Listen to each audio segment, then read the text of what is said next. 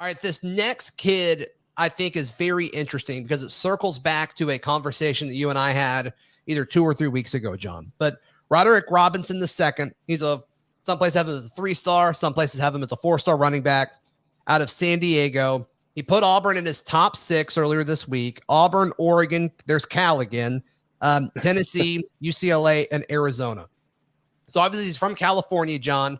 And so it's like, okay, it makes sense while there's, a lot of Pac-12 folks, but some SEC in there as well. But what is so interesting to me about this is a few weeks prior, he put out his top 9, and Auburn was not in his top 9, but they found a way into his top 6. And you and I talked a few weeks ago about how Brian Harsin and his staff, they don't care if, it seems like they're out of it. They're going to keep pushing and keep pushing and keep pushing. To me, that's telling, right? 100%. And what changed was a visit. You got to campaign for visits, because otherwise, how is a kid going to know what your program has to sell beyond the top couple of schools in the country, right? So I think that was the biggest difference. You pair a visit with Cadillac Williams, and then you all of a sudden put all those things together.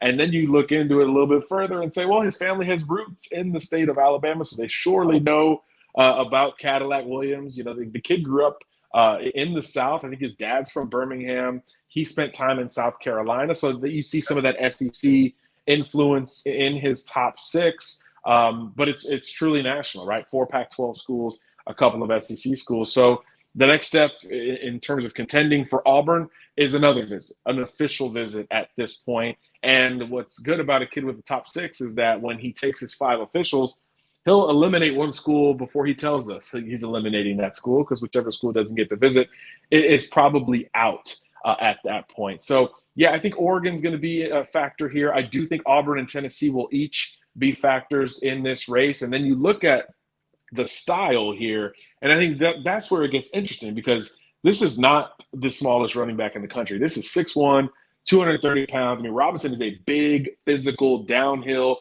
very much an SEC Big Ten type of back from an athletic profile standpoint. So it makes you think that, hey, that Auburn and Tennessee icons on his top 6 graphic, those look pretty tantalizing, from a profile perspective. And then you throw in some family history in the South, and you think, hey, there's a chance this kid can really come back home. So I do think that those things absolutely matter in college football recruiting. Now, I mentioned Oregon earlier on purpose, because he's a Lincoln High School kid, San Diego.